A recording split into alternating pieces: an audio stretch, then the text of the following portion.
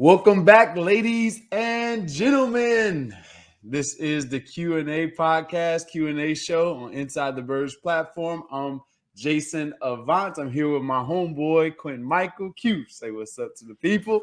What's up, everybody? A little scruffy today, as you can see. Yeah.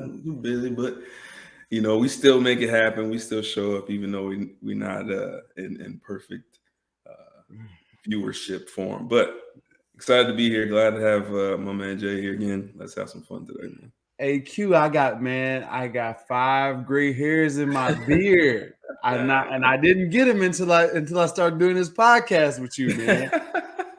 Right, I'm looking at the gray hair, and follicles just starting to like pop out of there gray, and I'm kind of getting perturbed with them, man. Welcome It's to the happening. club, man. Shoot, I got a bunch of them. I'm gonna start doing a Walt phrase. I'm gonna start dyeing them in a minute. They're not that pronounced, but it's happening fast. We got a couple orders of business before we get into the show.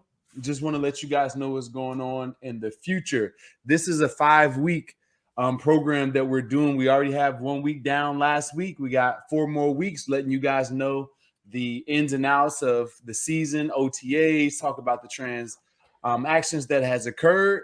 And then we're going to take a little summer vacation, and we'll catch up with you guys during the season start. But that's the order of business that we're having. We want to say thank you to everyone that is tuning in, everyone that was excited for us to come back. We appreciate you guys, all the messages that we hear on a daily basis. Thank you guys for tuning in. To everyone at Inside the Birds, thank you so very much. To Adam and Jeff and Hunter, Josh, everyone that's responsible for the Q&A show, thank you guys so very, very much. There's a lot of things that have transpired in the last week or so. Just last week when we did this show, we didn't think that we were getting James Bradberry. I know I didn't think that we were going to get him because there's so many other opportunities. But the Eagles have turned around this thing very fast, and Howie's done a great job. I'm always on him when he does something, when he doesn't make the right decision. I got to give him credit when there's something that's happened that's good for our team. And this was one of the key elements that we had to get in order to become a true contender. So getting James Bradberry from the Giants or from the street, from free agency, but I didn't think that it would be possible, but we ended up getting him. What do you think about that? Yeah, it was a tremendous move. It's funny. It's almost like we had a crystal magic 8-ball, man. We were talking, you got to have one more piece. And even with the Bradberry addition, there still needs to be some issues addressed with the secondary. But this team was sorely in need of a number 2 corner, someone that can step right in and start. And how he pulled it off, man. I got to give my hat off to him. Yeah, Go ahead. Yeah, you got to give him credit. Like James has had some really good seasons. Got paid a lot of money to go play for the Giants.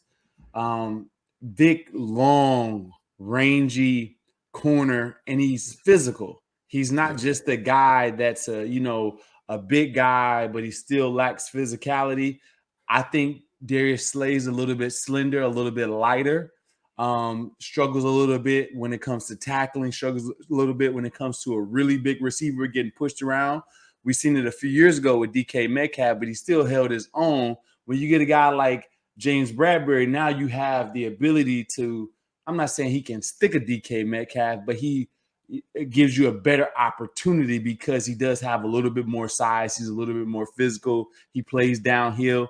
And the thing that you love about him is that if Jonathan Gannon is going to play a certain way, which he played earlier in the season where there was cover 2, cover 4, those types of things, this guy is an excellent player when it comes to keeping his eyes in the backfield and pattern reading and being able to recognize route patterns and things of that nature. So that bodes well for us.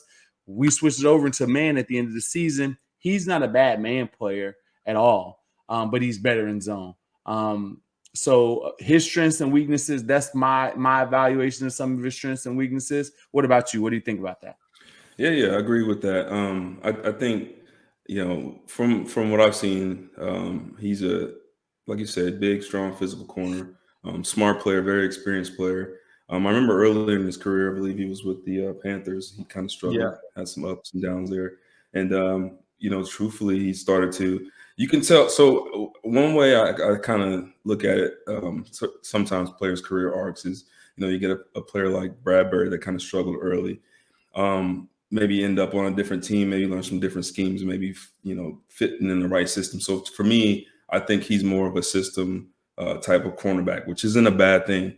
But I think, like you said, he is better fit for a zone, to play a zone corner, and get up there, get physical, cover two type of corner. So what's going to be interesting for me is the scheme wise. I mean, we all know Slay loves to play more man, likes to play a little bit off, and kind of almost like Sante a little bit.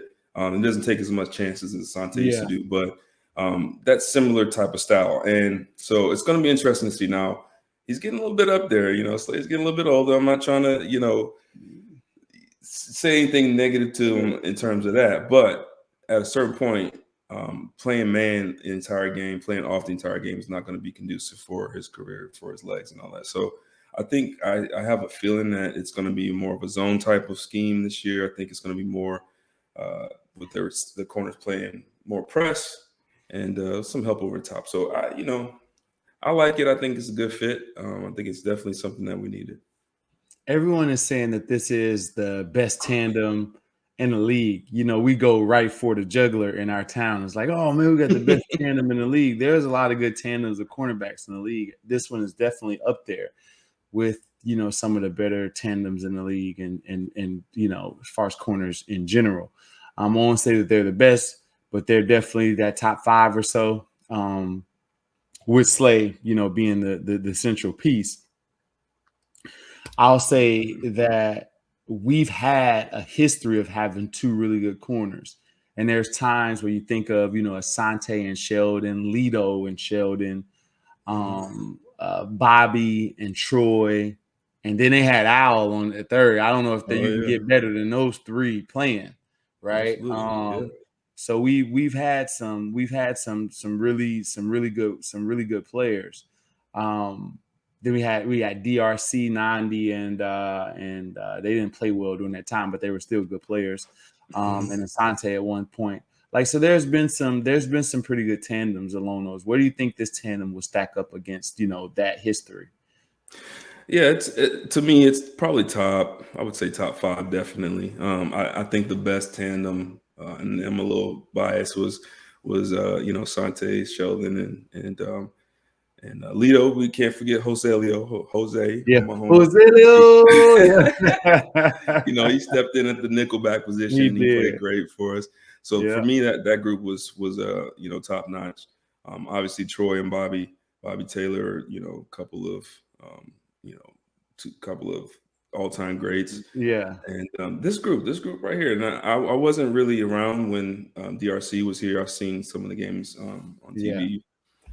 But this group right here is definitely top 3. I like it so far. Now it's still early. We don't, like you said, we're not gonna go crazy right now. Let's just temper our expectations. But I think this group is going to be really special this year.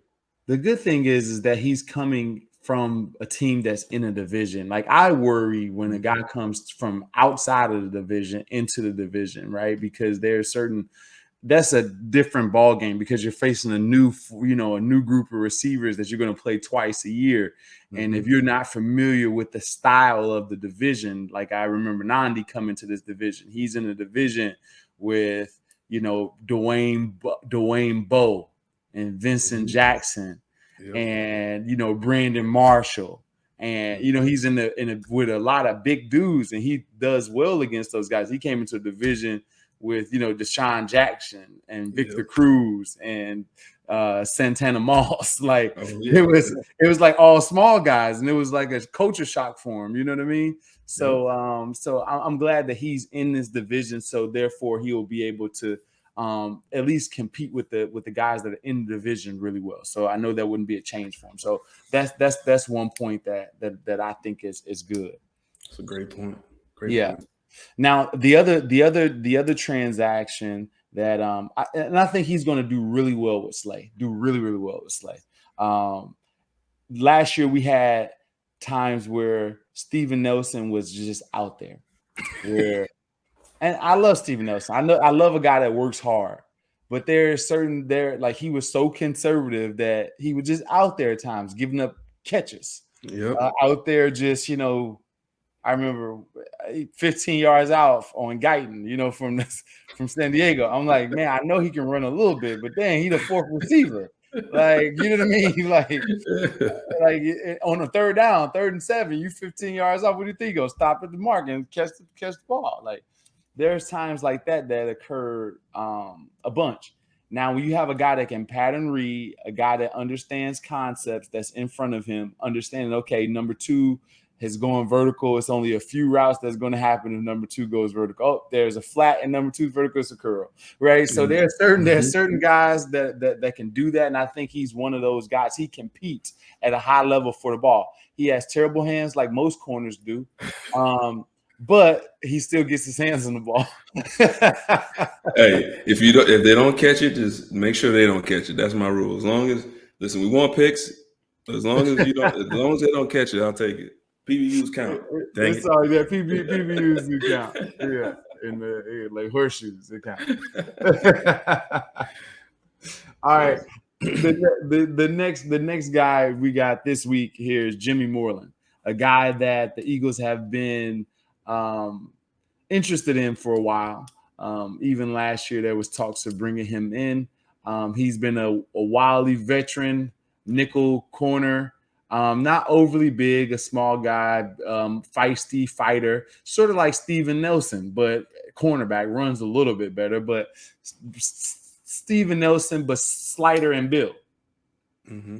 Steve was stocky and swole. Yeah. Jimmy Moreland is still is a lot lighter than that. So, what do you think about Jimmy Moreland's pickup? To be honest with you, I don't really know much. I have to, do a better job.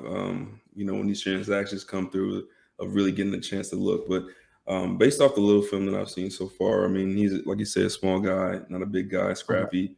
Okay. It kind of makes me think a little bit, is he more of an insurance policy for, Avante inside?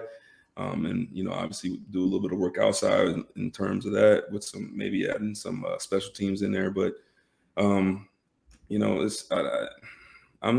wouldn't say I'm not excited, because we're adding depth, but it's just hard to know where he's going to fit in right now as the way things are looking. To me, it's N'Kobe Rowe. What was his name?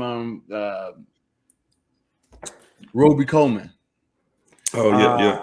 N'Keal Roby Coleman, right? So you get an older guy that's usually playing nickel. He came in, but he didn't give much because he's a little bit older, a little bit, slower.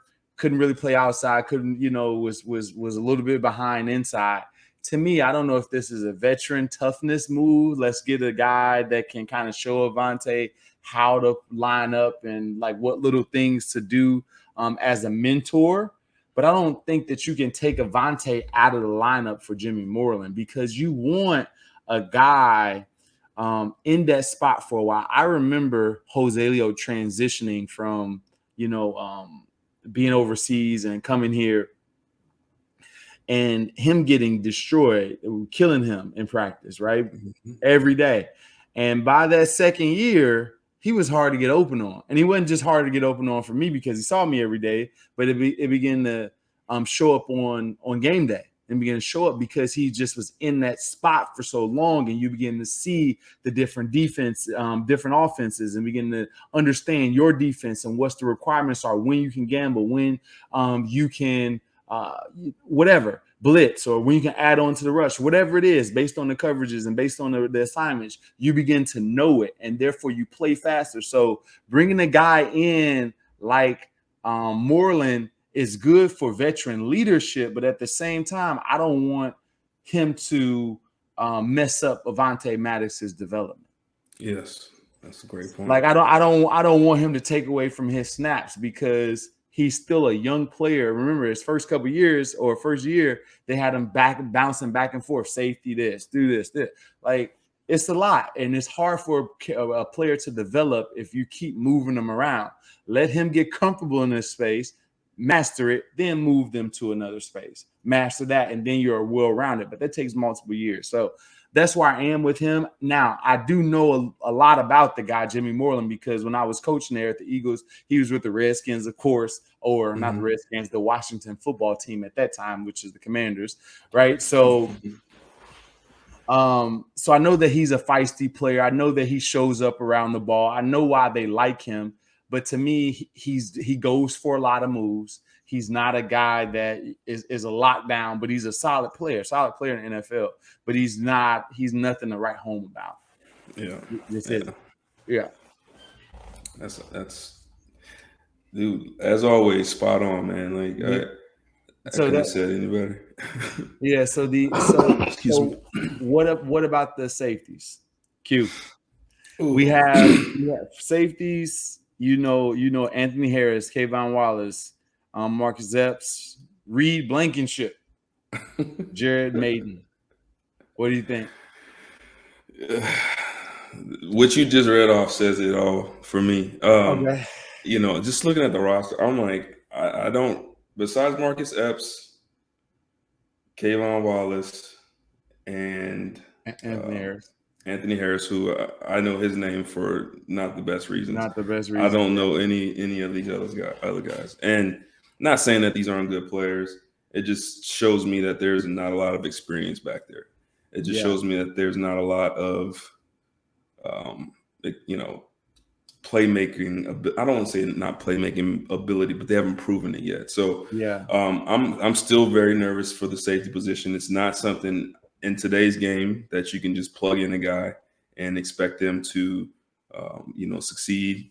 There's some guys that are going to need to step up. I still believe that can happen. We've talked about Anthony Harris. Go ahead. Yeah. Q. Just explain to the viewers, because a lot of times we don't view safety as a valuable position just in our framework, right? Fantasy football, the casual fan is looking for an offensive guy. They're looking at the whole defense, right? Get a D-line. We always talk about that. D-line is most important. You got the cornerbacks, and then the linebackers and safeties are always the left-out group, even with the Eagles when it comes to drafting and when it comes they're the left-out position. The linebackers and the safeties have always been the left-out position. With an emerging cornerback position with the additions of Jimmy Moreland, but also the main addition of James Bradberry, and with as solid of a defensive front, they're definitely a top 5 defensive front. Absolutely. It may be in top 3, maybe top 3 if they can get some production, like the same production out of Reddick, and then BG and Sweat are rotating and sharing time. That whoever that tackle is in trouble. With them 2 dudes fresh every play. That's just crazy. And you add in Davis and you had him. This D-line is stupid. So how can the safety position complement that? Can they be the portion of it that messes this whole thing up? Yeah. How does that work? Are they really not that important? Or is it for me, that's the thing that's really surprising, because especially if you're going to be running a 50 front or 30 front, you're going to have safeties that know what they're doing. And not saying that they have to be Ed Reed or Palomalu or something like that, but the most important things for me for a safety is, can he tackle well? Can he communicate well? Does he study tape? Is he in the right spot at the right time?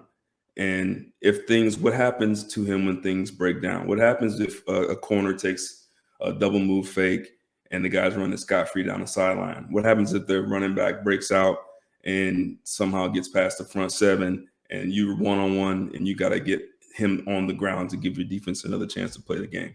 So to me, those things are what I look for in a safety, is a guy that when everything goes bad, can he make sure you can align up and give yourself a chance to play another play? Can he stop?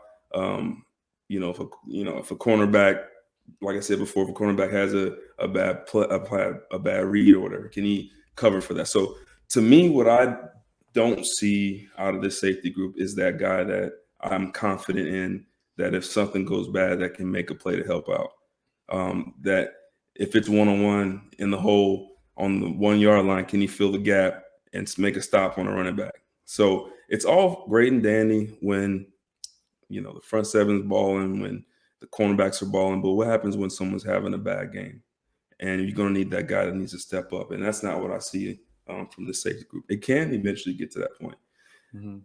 The thing that you said that is going to be huge, not only for the safeties, but for the entire secondary, is how well does that front get to the quarterback? Because it goes hand in hand. If the front's getting to the quarterback quickly, the secondary can play more aggressive. They can sit on routes. They don't have to play 15 yards off and hope that they don't get beat deep. So it all works together. If that front seven is balling, the whole back secondary is going to play well. That being said, we don't know what we don't even know what defensive type they're going to run. So we're getting to that, but I before we get to that point, I think with the safety position, this is one area of criticism that I have with, and I know we didn't have Reddick at the time, but why would you sign Derek Barnett with the season that he had last year and let Rodney McLeod walk? Like, not knowing that you would, and I know that you can't get a safety in the second, third, fourth round and expect that safety to know everything coming in. That's one of the hardest positions to play to start out in NFL. It's just hard. It's a different timing, different way of disguising defenses and offenses. Everyone is shifting, moving, right? So it's a very, very hard thing to see. So that decision, the Barnett and the McLeod, that's looking like that may haunt us a bit. Yeah, and then to your point, if Rodney's here, where is his defense at now? You know what I mean? Like now you're like, okay, we're set there. We might have to work someone in at the other safety position, but you got three opportunities. You know what I mean? Exactly. Yeah. You got three other guys. Yeah. And so my last point too, like, because you made me kind of think about this is, and maybe people don't really understand all that a safety does, but on any given play, on any given call, a safety could end up being a blitzer. He could be playing cover one, playing man. He could be playing deep middle. He could be playing quarters technique over top. He could be playing cover two. There's a lot of different techniques. You could end up playing man on the slot. You could end up playing man on the tight end. You could end up playing man on the running back. So there's so many different things and techniques that a safety has to be able to do. Yes, it's tough being a cornerback. Yes, it's tough being a slot nickel. But I think next to those positions, the safety position is probably the toughest because of all the different things you're asked to do. And for so many years, it just feels like that position has just been kind of neglected. It's neglected. And it's especially in today's world, today's game. I mean, you got safeties they got to cover tight ends that are pretty much like receivers. They got to cover little slot guys. I mean, it's so crazy. So to me personally, I think that's the one bad step that we've had right here is that we've got to address the safety position. Yeah. One of the scariest moments in football for me? What's that? Is when our defense is on the field and the offensive coordinator devises a scheme where a receiver gets stuck on a safety down the field. Like, say it's cover four and the doggone they scheme it up where the slot is doing a corner post on a safety, and they took away the guy, the backside guy with a corner route or out route or something like that, and he's one-on-one. That's like the scariest moment ever, because just in our short history, the last couple of years, we haven't had the safety play to be able to defend against those types of things. And I remember you being back there. I remember you was amazing at cover four. I used to be like, dude, this dude is in the same. Like you knew. Okay, this is my position, inside position. It's only Jason back here. He went vertical, so I don't have to chase him across the field. I don't have to, it's me and him 1-on-1. And I knew where you were going to be, and I knew if I had an in route, I wasn't going to get open on it, right? Because the technique, you know what I mean? And that's the thing. Like that's what veteran players, and that's what that's supposed to be. Nothing easy supposed to happen. When you have solid players, NFL players, it should be hard. If we call a defense where you have inside leverage, the guy shouldn't catch the ball inside you, right? It should be something that's devised that's opposite of the defense. Absolutely. Which has not always been the case for our. I'm going to tell you, man, one game that sticks out in my head the most where you feel like you just totally got schemed up. I can't remember the exact day, but I remember the quarterback at the team was the Giants. Quarterback was Eli Manning, and the receiver was Hakeem Nicks. And you guys know, anytime teams get into the little crack split, right, and you're playing quarters, you know that eventually you're going to get a one-on-one on the safety. Yeah, and they did it about 3 times on me with Hakeem Nicks, and he ran a 10-yard dig and go, and that's the worst. It's the worst because you feel like there's nobody there, right? Because the linebackers are gone, so the window is about 20 yards wide. So you're looking at the quarterback like, okay, I know Eli's about to throw this. So you break on it, and then all you hear is, like in my mind, that's all I hear. And you hear the crowd just kind of go, and I'm like, no. So anyway, so I drive and I try to break on the dig route. It ends up being a dig and go. I turn with everything I got. I'm trying to PI him. I'm trying to do whatever I can to make sure you don't get it. And he definitely came down with it. So he could have dropped it. He can even drop a lot of passes. I was like, how are your hands that big and you drop so many dang passes? See, you guys are like you guys may have had him on fantasy or something. You're like, oh man, this guy's good for it. But when you're looking at it from the NFL tape, because we get to see all the offensive tape, all the other offenses playing, and we be like, man, this dude dropped a boatload of balls. I don't know how you be dropping those, but yeah, man. But yeah, go ahead. It was it's not good times. All right, topic 2, defense. And we're gonna get right back into it. Topic 2, Q. All right. Defensive philosophy. There's a lot of people that think we're going to be in that 30, that 50, right? That cover that 3-4 defense, right? Mm-hmm. What do you think with the moves that are being made? What do you think that we're going to be in? And let's break this completely down and what this means for every level of the defense, right? So if we get into a 5 down, if we get into where we have big guys, run stoppers, and that rotation, are we built for this? Safety wise, I don't necessarily know. Everywhere else, no, I won't say that. I'll say outside linebackers, still question marks because BG doesn't. He's not an traditional outside linebacker. Sweaty would be traditional, like perfect body size and type, because it's always that's DeMarcus Ware. You know what I mean? Like body type, so that would be perfect. Explain, break it down for us. Let us know. Yeah. I'm learning a lot here. Yeah. So to me, I'm thinking this is going to be a 3-4 front. And just because of the additions, just because of the personnel that we're bringing in, especially with the safety position not being addressed the way it should have been, I think you can get away with running a 3-4 front easier than you can with a 43 front with the safety position where it's at now. I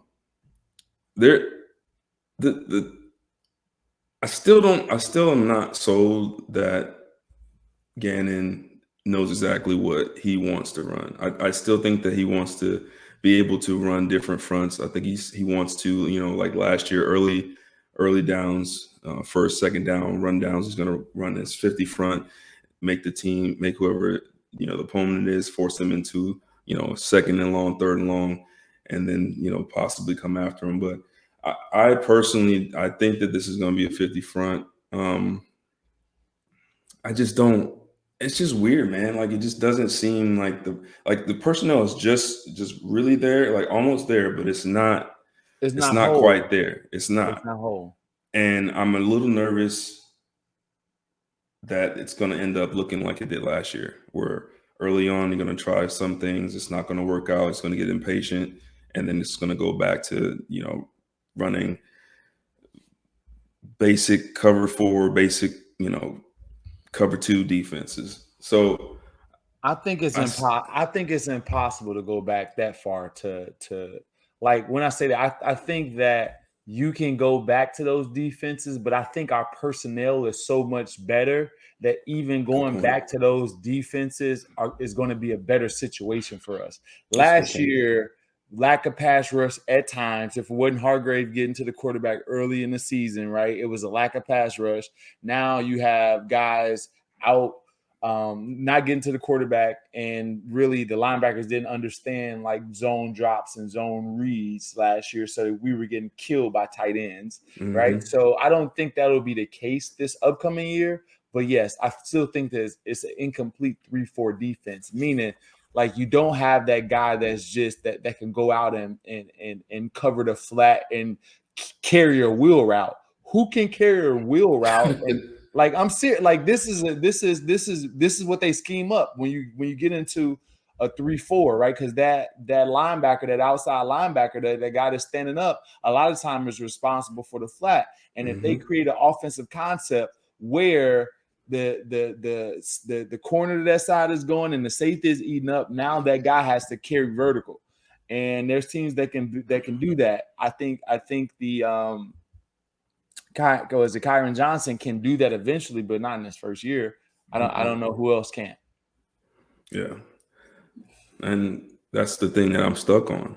I mean, you like you said, we look at the additions that they brought in, but the key pieces aren't there yet. So maybe they do stick with a 4-3. Maybe they stick with the 4-3 early and rotate their defensive ends. I mean, if that's me, that's what I would do.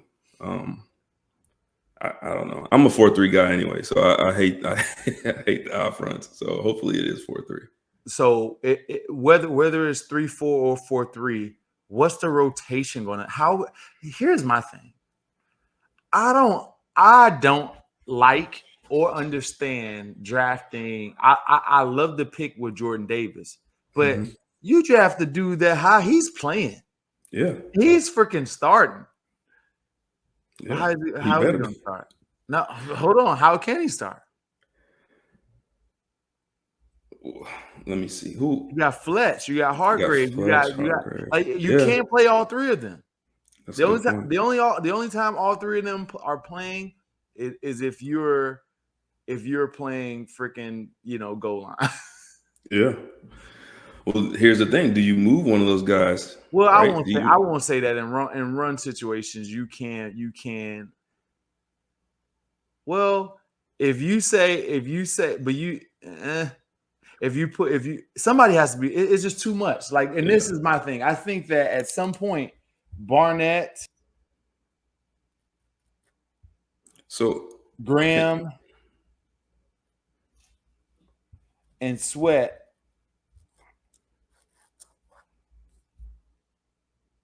Let me give you. I think somebody gonna be moving out of here, Q. I think so too. But I will before this off season, somebody's gonna be gone. Here's the only thing that I can see that would work for everyone. Okay, just bear with me. Jordan Davis at 0. Okay, he's playing those. Okay. Fletch at a 3. Okay, I'm putting it down. Hargrave at another 3. Okay. Sweat at a 9. And then you got Sweat would love to be in a 9 right now. Yeah. Sweat at a 9, and then you got Sweat would kill it at a 9. Yes, absolutely. And now you got one-on-ones. You got Fletch one-on-one, outside shade of a guard. You got Hargrave one-on-one, outside shade of a guard. You got big man Jordan Davis in a 0, eating up space. You got one-on-ones outsides on the tackles. You got fast linebackers. You got Nakobe Dean can drop. Now he's free to move around. You know, you got corners that are playing aggressive in cover 2. Q, this is 3-4 though, Q. It's 3-4. That's what I'm saying. That's the only thing that I can think that's going to work. So normally a 3-4 or 50, you got to you put the ends in a 4-eye. Mm-hmm. So I'm saying if you put Fletch, what Fletch has done and what he's excelled at mostly is when he's in that three technique. In the 3, yeah. So you let him. You get me excited here. I'm trying to look. You just turn the whole show around. I'm getting excited, right? I'm getting excited. You're telling me that Fletch has an opportunity to go back to the 3, right? Mm-hmm. We've seen what Hargrave can do with an edge last year. Yep. And then you got the big fella that weighs 600 pounds eating up the center. Oh, that's what I'll do, man. Serious, man. And then you got Sweat and something that he would thrive in, and why not? Like, Q. There it is. That's what I would do. Listen. I mean, hold on. And then you don't even have to worry about. I'm just thinking about this, but I'm thinking. Usually, most defenses want a quicker guy and not a big guy if they're going to run this. Right, they have that Brandon Graham type of guy that can go in or out. Yeah, right. They have a little bit of speed, but you're saying, okay, we go 3 power that still have a little bit of pass rush ability, and then 2 speed. Yeah, rather than 2 power and 3 speed. That's what I said. I mean, because in the way I look at it too, I mean, I may be a proponent of the 3-4 now, Q. I may be now. Go ahead. No, you got me excited. That's the only thing I can see that's gonna work, man. Because everything else, somebody's gonna have to go. If they run this defense that way, and just cut them boys loose, just cut them loose. Tell them to get after it. Let everybody else play ball. Corners you lock up, and then linebackers just run and hit. You know what this defense requires, though. Corners and safeties. It requires corners and safeties and linebackers because there's going to be more. It's going to be less gap control. Yeah. Right. Well. Yeah. Less gap control. You got guys going 1-for-1. Yes, but that being said, I mean, if your linebackers are trained to understand what gaps are going to be taken, which ones are going to be open. I mean, if you got both your tackles and 3s, you know, as a Mike linebacker, you know, you're basically running A to C. Yeah, A to C, and you saying B is taken. So I don't know. I'm still guessing and I'm drawing at straws here, but to me, I like that idea. I'm noting this day 5/23 at 10:51. Q said it. Hopefully it comes out like that, and hopefully it comes out like that. There's still a few things, like I said. I don't. If somebody catches us in the pass situation when one of these guys got to get to the flat, we're in trouble. Yeah, but that's neither here nor there, I guess. I mean, I Reddick can cover the flat, right?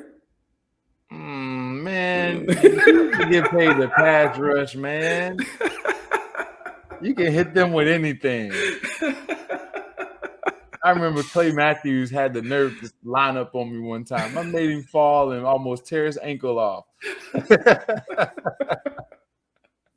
It was like third. It was like 2nd and 20.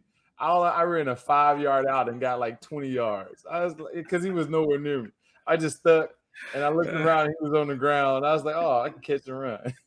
So dudes that rush the passer, stop it. They're not covering anything. This ain't what you do, partner. Oh man. All right. So we talked about that. We talked about 2-4 cover. We talked about Jonathan Gannon's, like what he did at the beginning of last year, right? Yeah. Very vanilla, very soft. What you described to me will lend for more blitzing Mm-hmm. That type of defense, right? Yeah. Open lanes, disguises, getting after guys because you got 5 people dedicated to the rush. Yeah. And therefore, that's where I was looking at it from. I was looking at it like, is he comfortable? He wasn't comfortable rushing 5 last year. The only time I felt like he was comfortable calling plays was on first and second down because he knew it was going to be a run. Like that to me, that was if it was third down or any passing downs, it just seemed like he was just nervous as hell. Yeah. So I can see what you just described, Reddick Sweat, in that configuration as a third down for his mindset. Yeah. Right? A conservative third down call. Yeah. I can see that. What I'm saying, like, if you don't like the blitz, if you don't want to take chances, this is probably his best option. This is why I'm guessing this is what he would end up doing in third down situation. Yeah. Because you get the best of both worlds. You get a front that's aggressive, they're cutting it loose.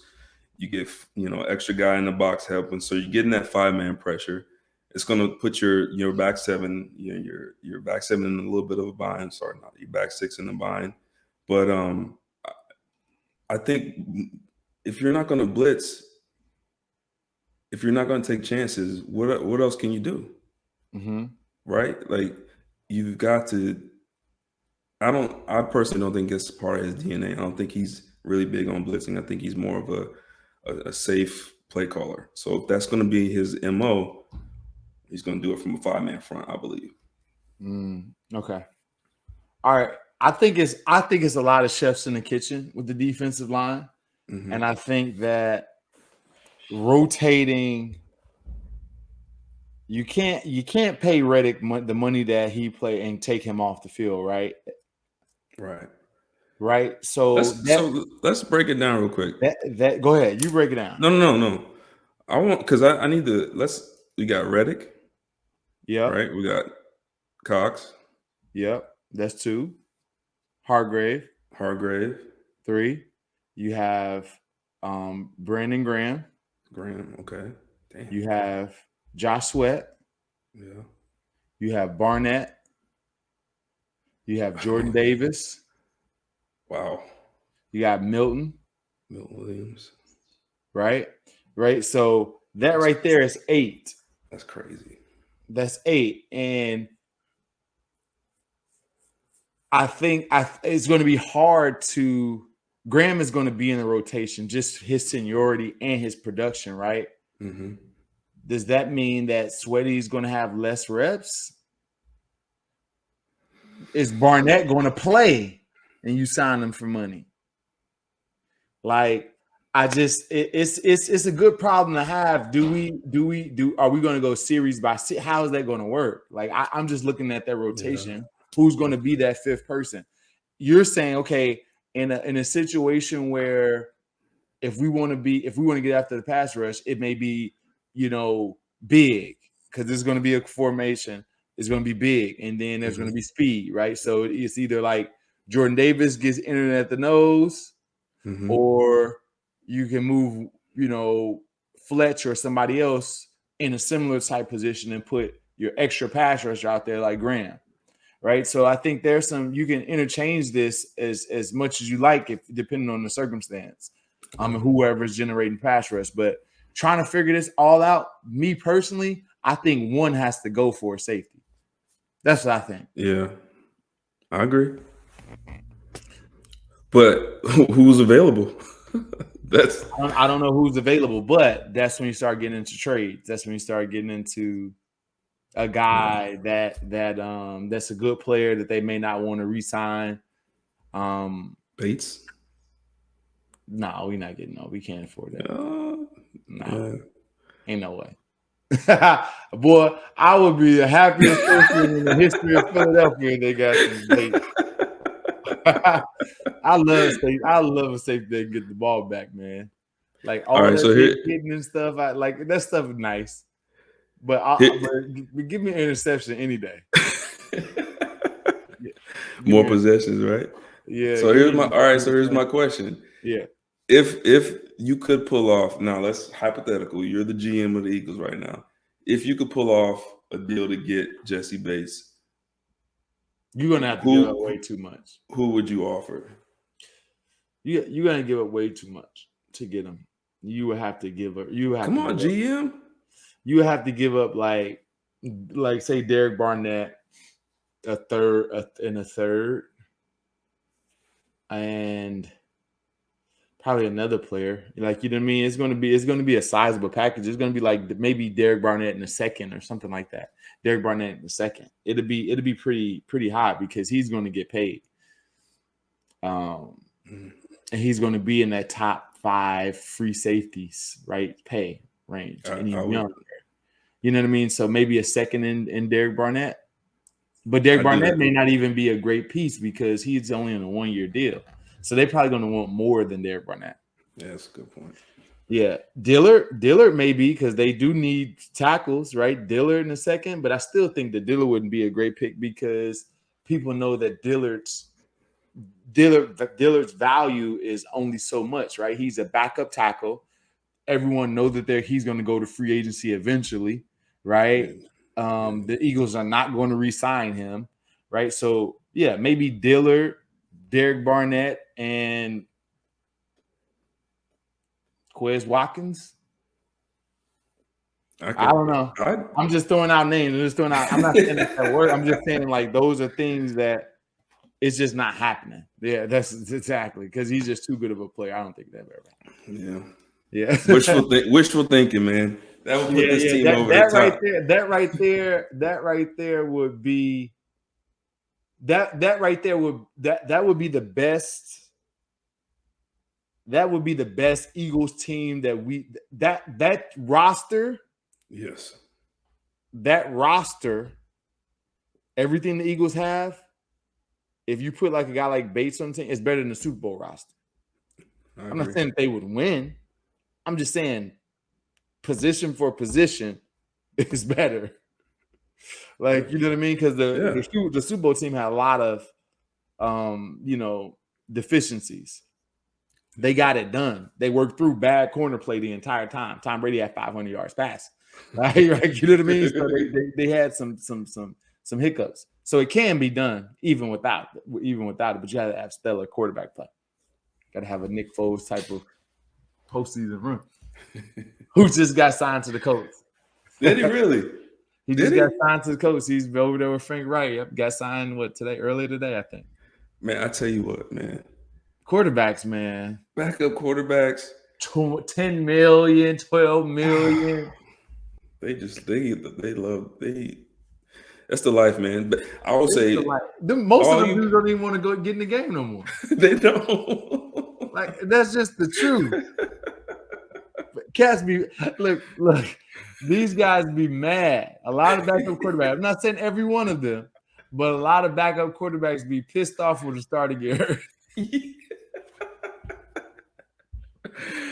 Hey, that's real. Boy, I remember Derek Anderson be like, "Fuck, fudge." Hey, that was a funny guy, man. Cam, you going back in? Cam's like, "Nah, I'm out." I'm like, DA, I'm gonna be open. Flat was open. Like, he don't care. Boy, Derek Anderson gonna throw that ball to the flat or to somebody within. If it's a 5-step drop, you get it on this 4th step. Oh my God. Yeah. That dude, he was hilarious, man. So he used to tear us up in practice though. When I was with the Panthers. Look, he can throw the ball. And he was just so scary in the games that he didn't want to get hit. But he can throw. Like in practice, he would carve you up one. And in the games too, if he ever like locked in and played, he's a really good quarterback. It's just that he didn't want to get hit no more. He's like, I know the go route is potentially open now on the field, but this flat route is too tempting. That's how it was. All right, we talked about this. I think that the Eagles can be and I think they will be, like, because of personnel, they were top for a time period last year. They were top 10 for time. Now, they weren't really a top 10 defense. That was all stats and numbers. Anybody can do anything on the Eagles if they wanted to. It's just that we had statistically is not always we had a bend but don't break type of defense, right? So we didn't give up a bunch of points. Yeah. But we gave up 1,000,000 yards. So that'll still keep you high when it comes to rankings.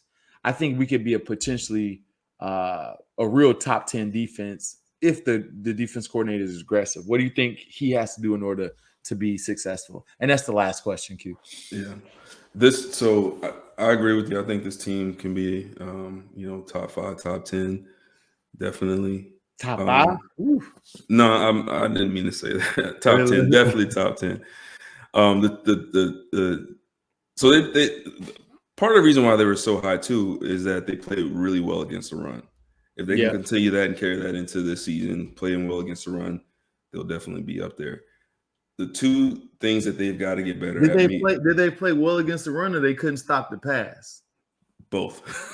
All right. I mean, it's kind of both. But so to me though, the two things that they've got to do better. Gannon's got to be more aggressive. He's got to change it up. He's got to, come up with some new schemes. And it's 2022. Everybody studies tape. You can study tape right on the sideline. You can tell exactly what defense, like there's no movement, there's no blitzing, there's no change of looks at all for the defense. So he's got to get more creative with the secondary. He's got to get more creative with the blitz schemes and the movement. And the biggest reason why this defense, in my opinion, didn't succeed was there was no turnovers. They've got to turn the ball over. And it starts in practice. It starts in training camp. You have to stress that. Turnover drills, do it in practice, pick the ball off, run it all the way back. Like those are habits that you develop. And it starts right now in OTAs. And so if they can start turning the ball over more, if they can start getting creative with their schemes and their blitz schemes, they're definitely going to be top 10 and could eventually get the top 5. If this group, especially this front 7, if they play well, man, this is going to be lights out. Yeah, that's the thing. Like if you can get your front 7 to play, and the corners can hold up. Getting the linebackers are still young. They do have Kaiser White. They do have TJ Edwards. That TJ Edwards came on and really solidified the defense last year. So I got to give him credit there.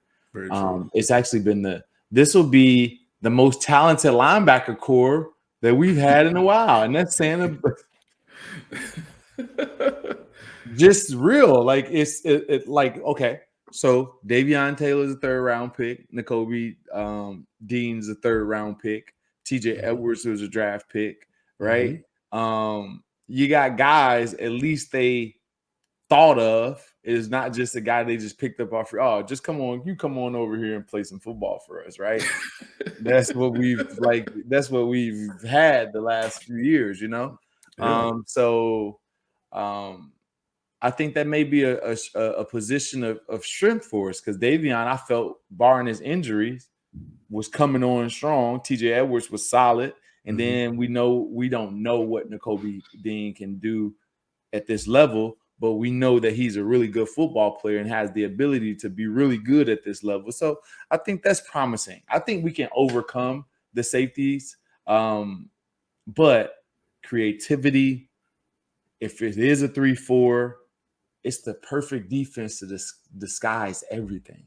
Yeah. So it is, but you got to have smart safeties, and that right there.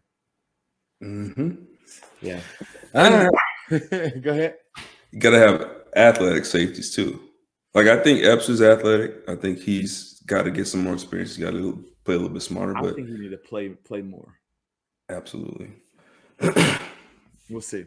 We'll see, man. We'll see how it goes. Ladies and gentlemen, that is the Q&A show. I'm excited. Q got me excited. He got me excited about the potential of Jordan Davis at 0 beating the hell out of the center. putting Fletcher Cox back in his position where he doesn't cry and complain. Hargrave, where he generated 5-6 sacks last year. And then you got Reddick and Sweat or Graham or Barnett or whoever else on the outside wrecking havoc. I like the sound of that. So Q gave me a little bit of hope today. Right. So I'm excited about that. Hopefully it turns out like that, because there's not a center in this league that can handle Jordan Davis in a one-on-one situation. It's just not happening. It's just not happening. Just driving him right back. That right. And for a rookie, that's an easy job. You ain't gotta read nothing. Just take him to the quarterback. Just take him straight back. He would love that. He would love that too. So that's the Q&A show, everybody. Thank you guys for tuning in. Again, this is the conclusion of the second week. We have 3 more weeks after that. Then we're going to go on summer break. Then we'll be back for the season. Continue to send your questions. There's going to come a time in these next couple weeks that we're going to have questions. We've been getting questions, and we're going to answer those questions in the next couple weeks. So let them fire. We'll get back to you. We're excited. Building the hope, the optimism is rising. And I have to give the guys some credit, right? You got to give Howie some credit. Got to give the front office some credit. Got to give Nick Sirianni some credit. Got to give all of these guys some credit, because just think about this from a whole, just a holistic, like just total point of view. Look at it from this standpoint. We got rid of Doug Peterson. We got rid of Carson Wentz.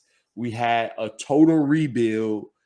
And in the rebuilding season, we made it to the playoffs, and then we're able to turn around a whole roster that takes some people 3 and 4 years. How long have certain teams have gone through this cycle and took 5, 6, 7, 8, 10 years to recover after a Super Bowl? No, our team has turned over pretty quickly, right? So I do give them credit for that.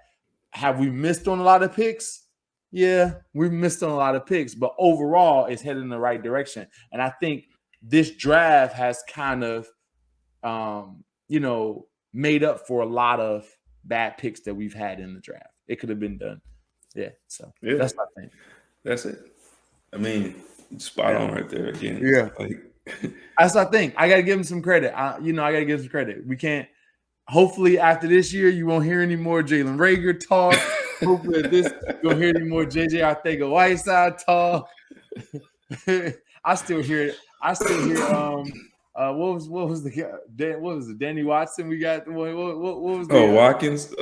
Danny Watkins. The fireman? The fireman. I still hear people talk about that, right? So hopefully all that stuff can go away.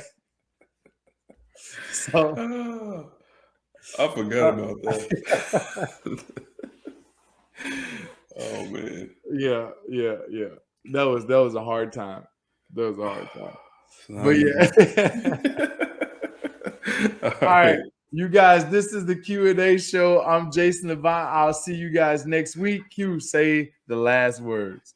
As always, man, great time. I always end up in a good mood, laughing and joking with you, man, talking Eagles ball. So as always, appreciate it. Thanks to all the fans.